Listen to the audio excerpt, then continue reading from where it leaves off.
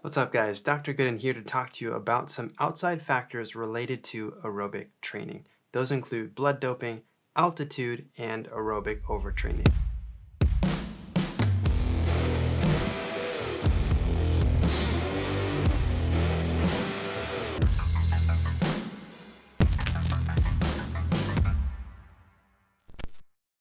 I'm Dr. Jacob Goodin, Professor of Kinesiology at Point Loma Nazarene University, and in this video we are going to consider some factors that affect aerobic training outside of typical training prescriptions. And these include training at altitude, blood doping, and aerobic overtraining. So let's dive right into the text. This information comes from Chapter 6 of the Essentials of Strength Training and Conditioning, put out by the NSCA. This chapter written by Drs. Swank and Sharp. Now, the first factor affecting aerobic endurance training adaptations would be altitude.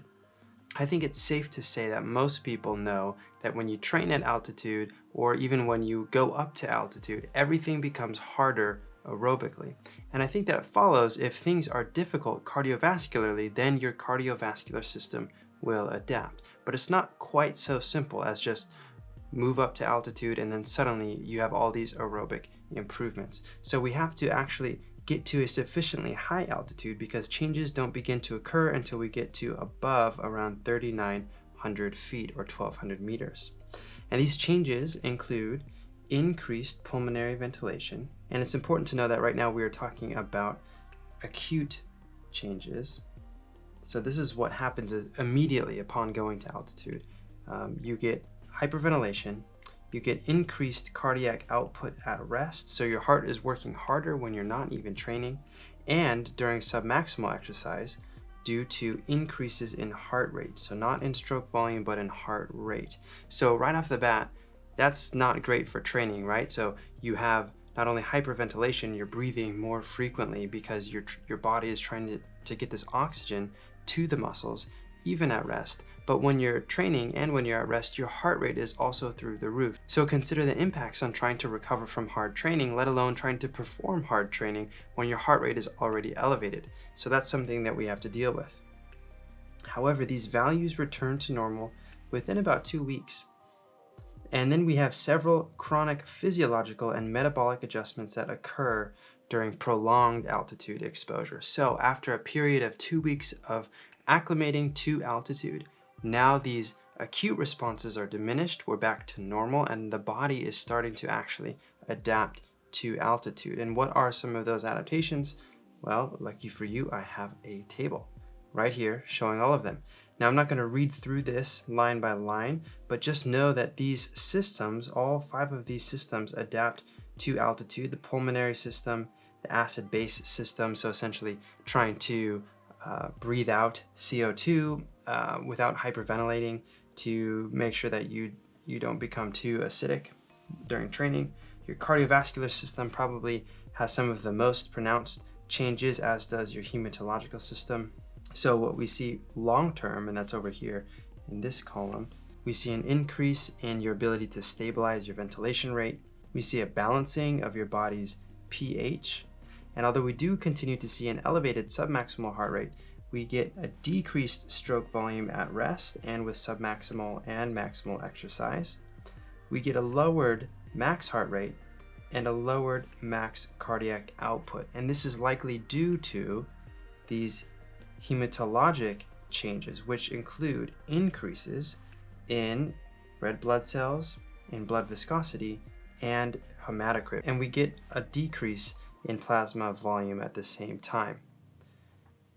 In local tissue, so in the muscles themselves or in the working limbs, we get increased capillary density, increased mitochondria, and increased use of free fatty acids, which spare muscle glycogen. So all of these things amount to better aerobic performance because now we are delivering oxygen more efficiently to the muscles because we essentially have more of the substance which carries the oxygen in the blood, that hematocrit, increased red blood cell production, etc., getting to the muscles. However, several methods of training at altitude have been studied. So the classic protocol that most people think of is you just go up to altitude and you live there and you train there, and that's called train high, live high. And the idea is that if you spend 100% of your time up at altitude, yes, training is harder, yes, your heart rate is going to be higher during exercise and at rest, but the idea is that you take advantage of the increase in all of those valuable red blood cells and the increased hematocrit. However, there are two other competing paradigms. One is you live low, so you live at low altitude so you can recover and maybe your heart rate can stay lower at rest, and then you drive up to altitude to train so that your training is more challenging. You are in a state of greater oxygen deprivation, and maybe that will drive a better aerobic stimulus. The other one is you live high and then you train low. So you live up on the mountain, up above 3,900 feet, and then you come down just to train, back down to sea level. So now you're spending all of your time up there where your body has an increased demand for oxygen because there's a lower partial pressure of oxygen in the air. And then you come down and train at sea level. And what that does is it allows you to train at higher intensities because now your heart rate is lower during submaximal and maximal exercise. If you're training at higher intensities, you get better neurological gains from training, meaning you can run at faster paces during your intervals or cycle at faster paces, whatever your mode of aerobic training is. And because of those faster paces, there is a better carryover into your eventual race pace. And it is actually that live high, train low model that has been the most productive in increasing aerobic performance. Something else that has been tried is what's called hyperoxic breathing. This is breathing oxygen-enriched gas mixtures during rest. And this may positively affect exercise performance because now we are getting much more oxygen saturation in the blood, although it's already pretty saturated under normal conditions. And theoretically, our heart has an easier time. We get more oxygen to the muscles, but this remains controversial in part because oxygen-rich air, more so than normal atmospheric air, can damage your lungs severely. So it's a little bit dangerous to play around with. Obviously, smoking is going to negatively affect your ability to perform aerobically. The acute effects of tobacco smoking could impair exercise performance, although, you know, we have seen, if you've ever watched footage of track and field races in the 60s and 70s, and before that, you know, you see those guys get up to the start line with their cigarette and then they put it down on the curb on the inside lane of the track, and then they run the race and they pick it up and it's still hot and they can still, you know, toke away at it. So it's not going to immediately tank your performance, but we all know that in the long term, tobacco kills. So don't smoke if you're going to be trying to perform in endurance events. Now, another factor that can affect or influence adaptations is blood doping. Now, blood doping is illegal, but we're discussing it not because we're condoning it, but because it does happen. It's an unfortunate reality in sport that athletes try to get ahead by taking shortcuts or by getting every edge that they can. And really often, the athletes who end up blood doping are not the ones who are trying to cut corners. They're the ones that have already maximized every other area of their training. They're already putting in the 20, 30 hours a week of training. They're doing all of the extra stuff, the ancillary stuff, the weight training, the yoga sessions, the massage sessions. They have the best gear. They have the best coaches. They've been training for decades. And really there's nothing else they can improve, right? And so they turn to something like blood doping, unfortunately, because they think, okay, this is that thing that's going to put me on the podium. So what blood doping is an athlete essentially quote, donates a pint or two of his or her own blood. The blood is placed in a centrifuge, that's what this thing is right here, where it's spun at high speeds, and the red blood cells, which are the ones that carry oxygen, are extracted. And then the liquid part, the plasma, is re-injected back into the athlete so that they have sufficient blood volume. But then a day or two before competition, those red blood cells, which carry the oxygen, are injected back into the athlete, and now they suddenly have higher hematocrit levels, higher red blood cell counts, so they can deliver oxygen more efficiently to the muscles. So this dramatically improves performance, but it's also A, illegal, B, cheating, and C, it can be potentially deadly. There are several professional cyclists who have actually just straight up died because their blood viscosity was too high and they had some sort of fatal cardiac arrest, occurrence. I don't know if it was a heart attack or something else, but their heart just stopped working because their blood was too viscous and they just died in the middle of the race. So you don't want to go out like that, and you also don't want to be a cheater, so don't blood dope. But fortunately and unfortunately, there's a way around blood doping. It still can be dangerous if done in excess, and it's still illegal and cheating if you're an athlete. But I said fortunately because there are plenty of people who have some form of anemia, which means that they don't have sufficient red blood cell concentration to effectively deliver oxygen. So erythropoietin is a naturally occurring substance that we can actually manufacture that drives the increase of red blood cells so that you can increase up to a normal concentration.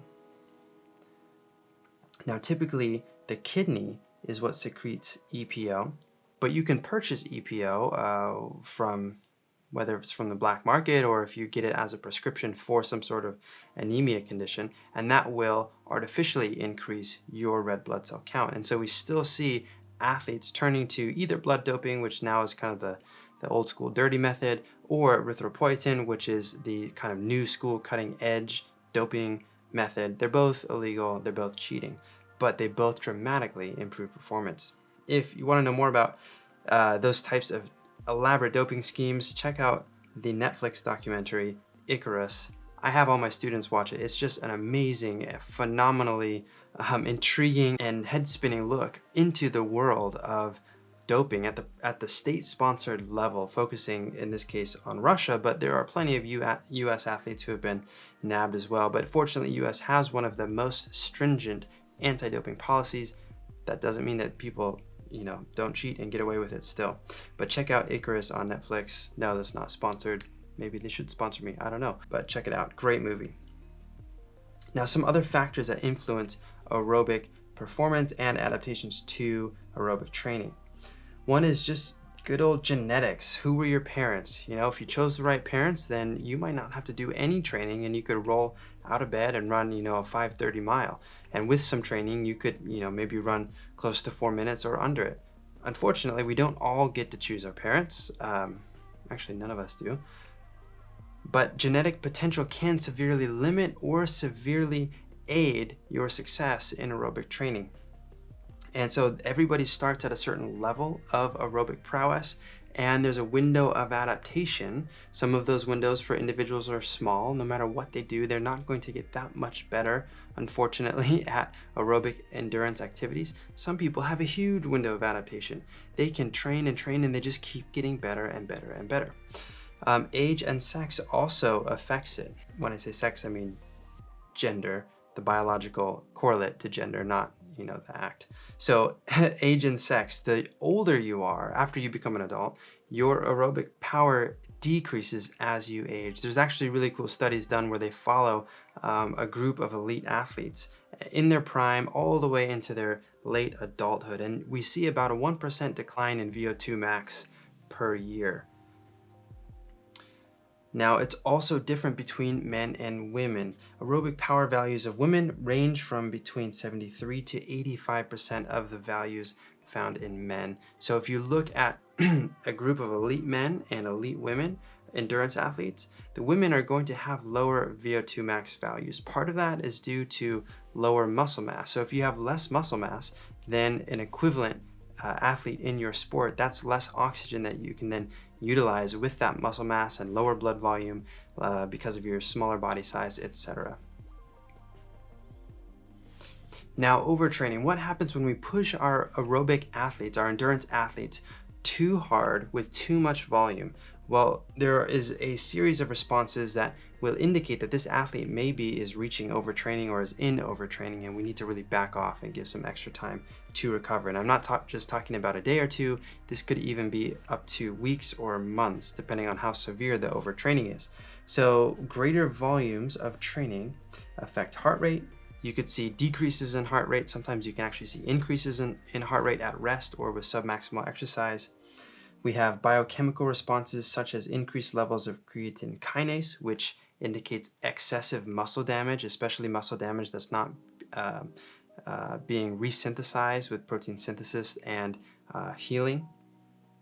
We get muscle glycogen decreases after prolonged periods of overtraining because you're not able to fully resynthesize all of your muscle glycogen through your meals.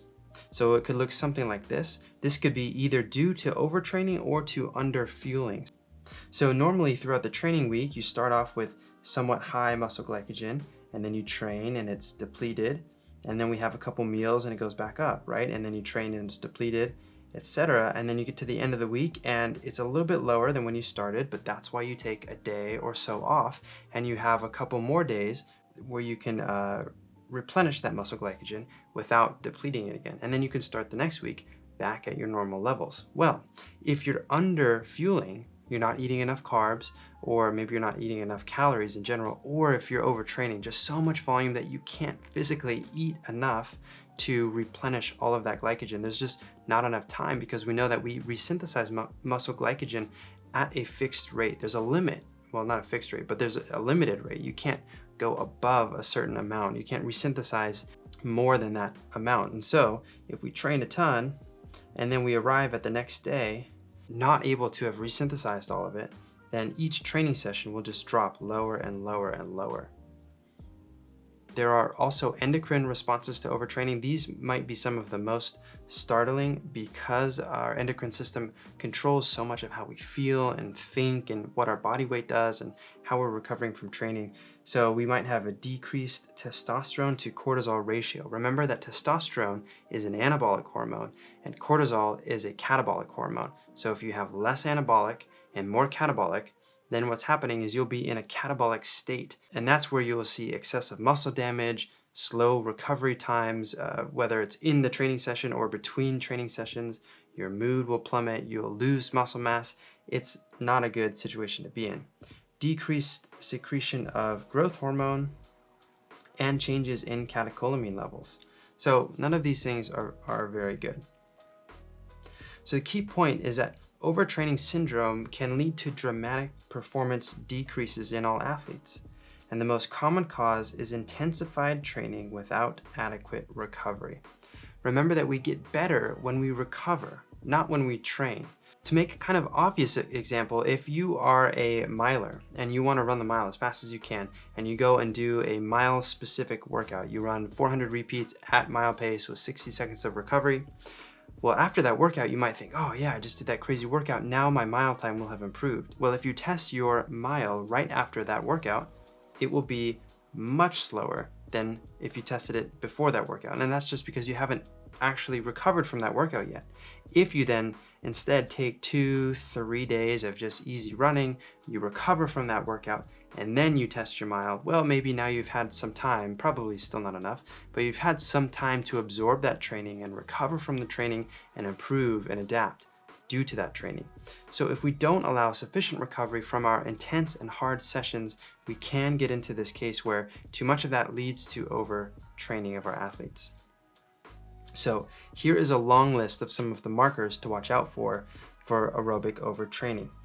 The first is decreased performance. That's probably the leading indicator, or one of the leading indicators of overtraining. If you miss that indicator, there's many more, but as we go, the more markers of overtraining that you miss, the deeper and deeper that the athlete gets into an overtrained state, and the longer time they will have to take to recover from that overtraining. So decreased performance, decreased body fat, decreased VO2 max or max oxygen uptake. Their blood pressure might be altered. They might feel sore more often, less muscle glycogen, a messed up resting heart rate, sometimes too high, sometimes too low, usually too high though. Increased submaximal exercise heart rate. So they go out for a jog and their heart rate is already through the roof. Decreased lactate production, increased creatine kinase, altered cortisol concentration, increased usually, decreased total testosterone, as well as decreased ratio of total and free testosterone to cortisol.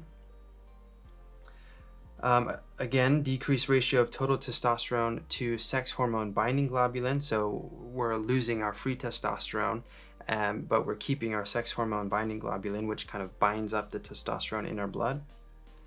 We have decreased sympathetic tone, increased sympathetic stress response, so we're kind of always on edge. We always have our catecholamines running on high alert.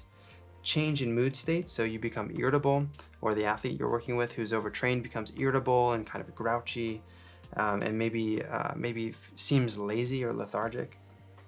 And then decreased performance in psychomotor speed tests. So if you're doing some sort of reaction time drill or a vertical jump or some sort of response time monitoring, and it's a good thing to monitor those things, you might see statistically significant decreases in those psychomotor speed tests that you're monitoring of your athletes. So these are all things to pay attention to, right? We don't have to track all of them, but pick a few that you can reliably track on your athletes and pay attention, especially as you're getting into those very intense, very voluminous parts of training, to make sure that your athletes are not encountering overtraining.